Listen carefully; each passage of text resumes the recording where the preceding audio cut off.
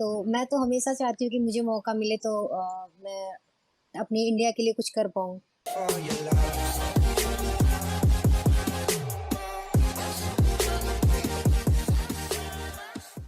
Hey guys, welcome back to Just Baate. My name is Ashwin, and the smile you can see on my face is because it's yet another Sunday, which means we have yet another guest. Now, I usually do this in the end, but if you guys like what we do, our content on Sundays, we have a guest on, and it's a podcast, and episodes on Wednesdays are predominantly about cricket. So if you do like it, enjoy it, please subscribe, it'll support us, and it'll mean a lot to us. Now, Pratip, who do we have today? And yeah, how are you doing, first of all? And who's this very special guest of Thanks, ours? Ashwin. I'm doing good. And yeah, we have a very special guest with us. So she's represented the Indian women's volleyball team. She's won lots of medals at the national as well as international levels. And apart from that, she's also on YouTube and Instagram and has a very large following. So yeah, we'd like to welcome Preeti Mishra. Hello, how's it going? So before we get on to आपका journey and everything, we have an icebreaker for you. तो मैंने पढ़ा था कि you love traveling a lot and we wanted to know आपका favorite holiday destination क्या है and what do you like about that destination? Okay. So basically तो मुझे ट्रैवलिंग बहुत पसंद है बिकॉज़ स्टार्टिंग से ही मतलब जब मैं बहुत छोटी थी तब से ही मैंने गेम स्टार्ट कर दिया था। तो मतलब कहीं न कहीं ट्रैवलिंग होती रहती थी बिकॉज़ खेलना जब मैंने स्टार्ट किया था तो स्टेट लेवल से, तो कभी स्टेट, नेशनल, इंटरनेशनल, तो इसलिए।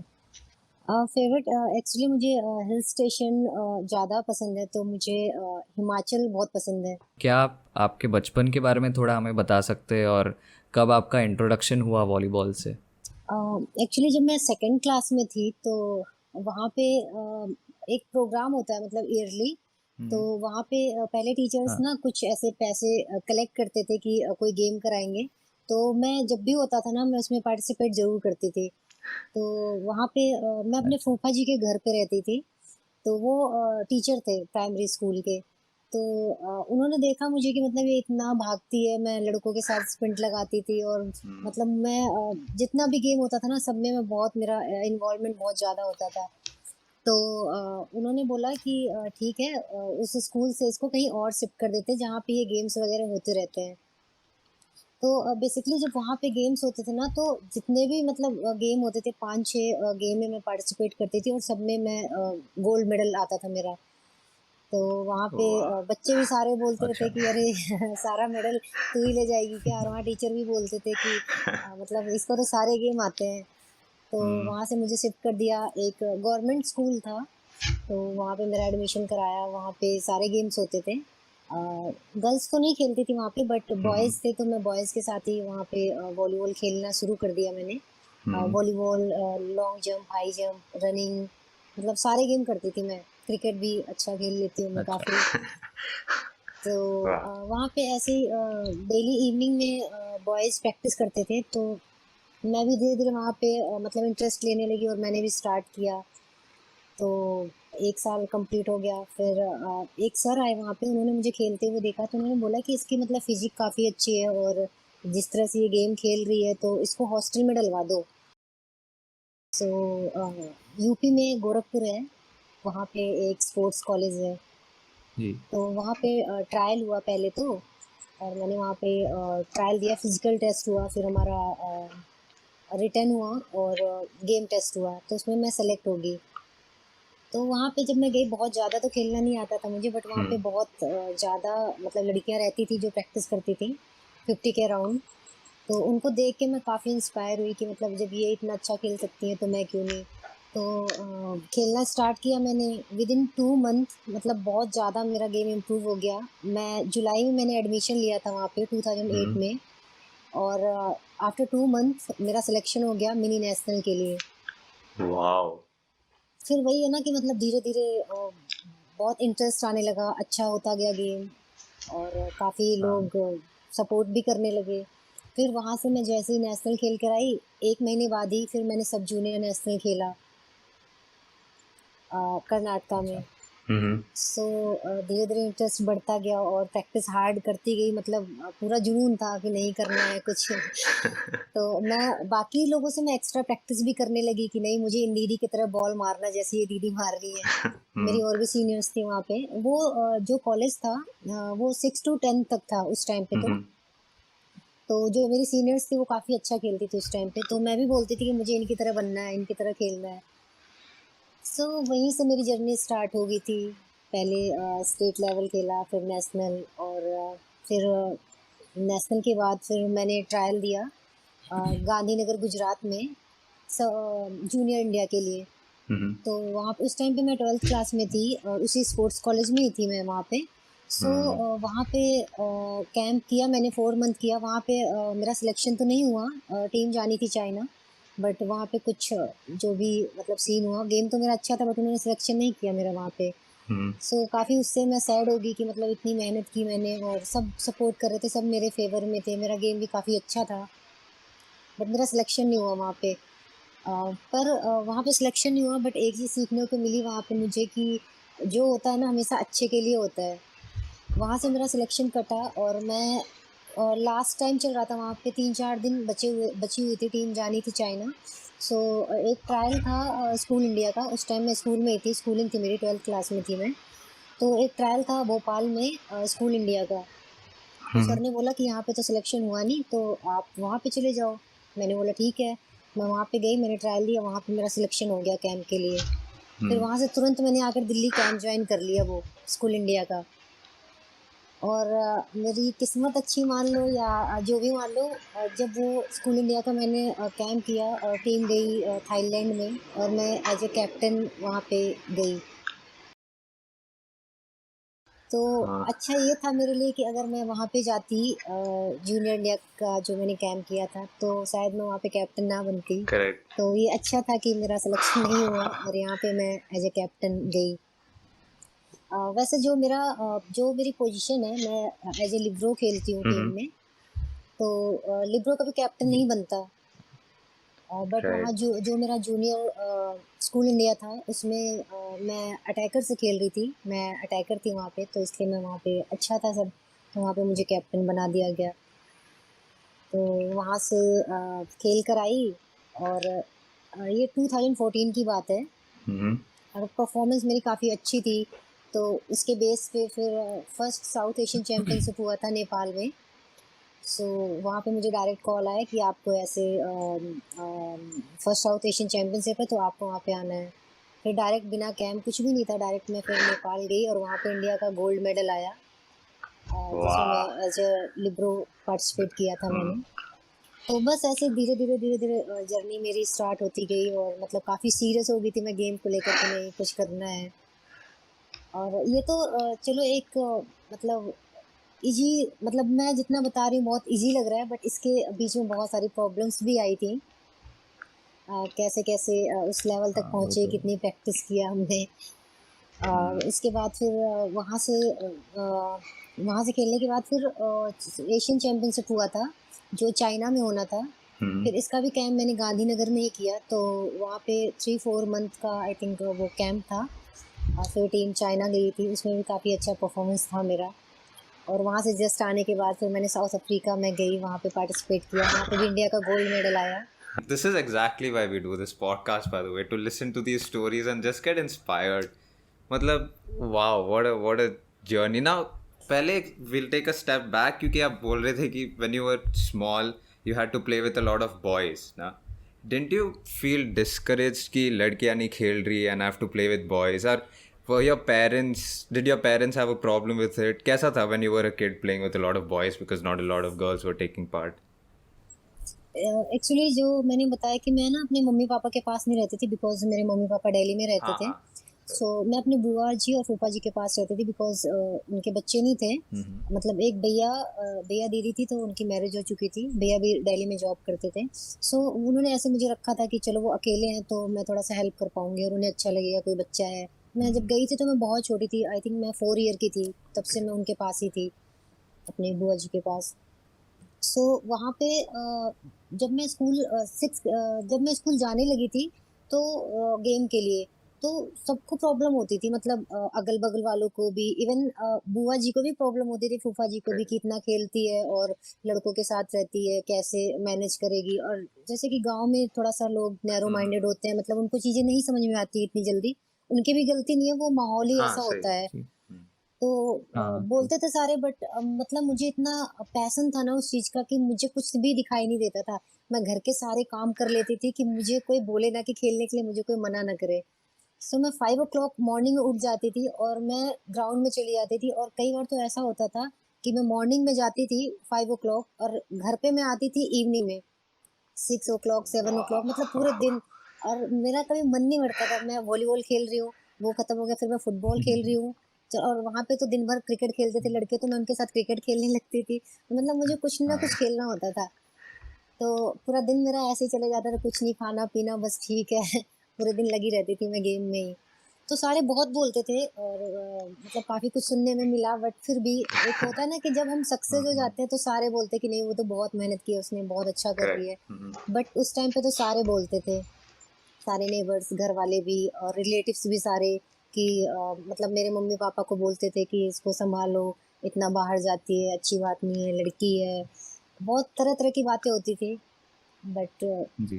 अभी यही सारे प्राउड फील करते हैं, यही सारे मेरे से हाँ पूछते हैं कि और आप बता दो, सजेस्ट कर दो, मेरे बच्चे को हॉस्टल में डलवाना है, ये गेम करना वाह। चाहता है। तो ठीक है, टाइम टाइम की बात होती है।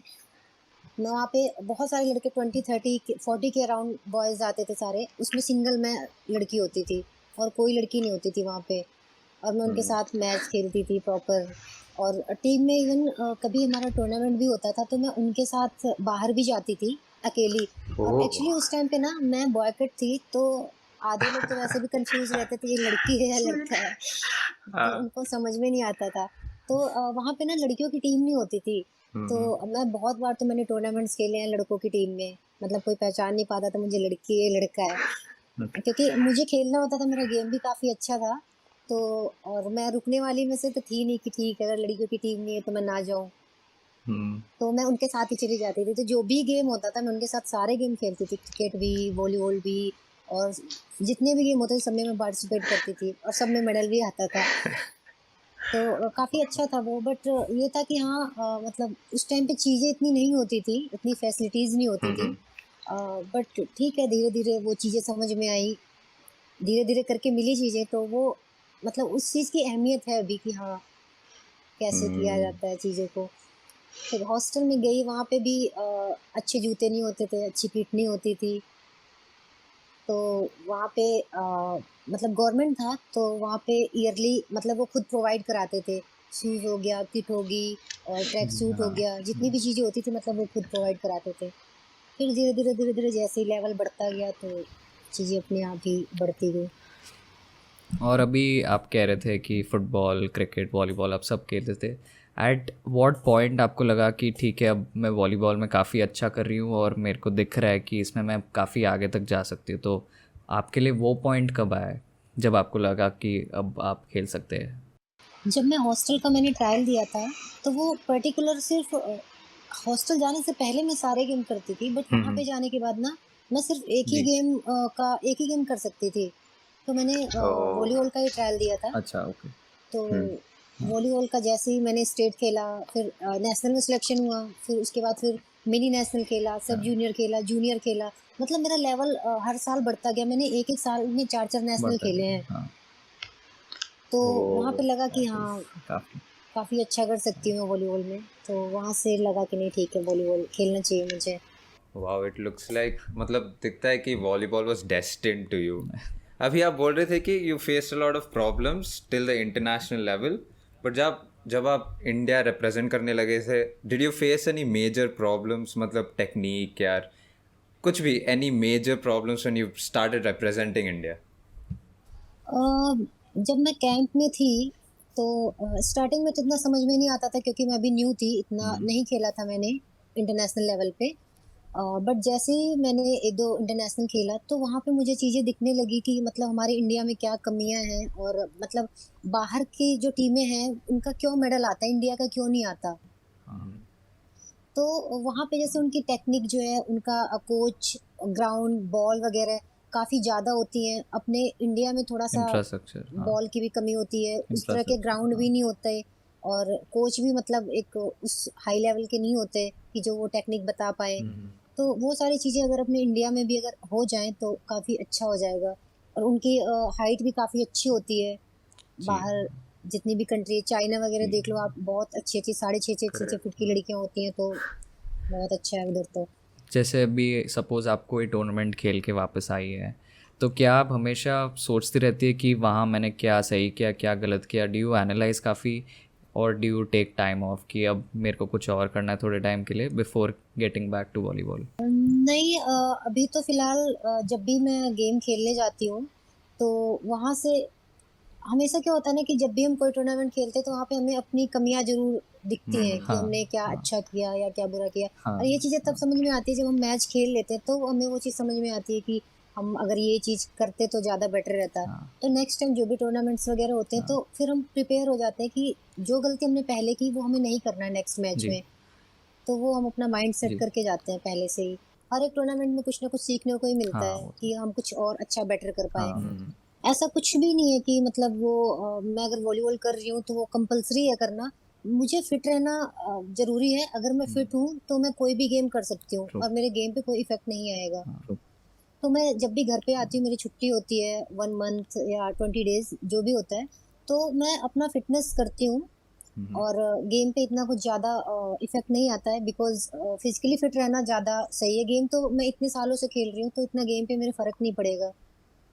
तो घर पे आकर तो मैं थोड़ा नॉर्मल हो जाती हूँ। ज़रूरी नहीं है कि जैसे वहाँ पे मैं प्रैक्टिस कर रही हूँ, बिकॉज़ बॉडी को भी थोड़ी-सी मतलब रिकवरी चाहिए, तो इसलिए। ओके। एंड अभी आपकी डेब्यू की जो बात करेंगे, 2015 आई थिंक आपका डेब्यू हुआ था, तो क्या आप बता सकते हैं वो एक्सपीरियंस कैसा था? And obviously you were very young at the time, तो हाउ वाज द एटमॉस्फेयर तब?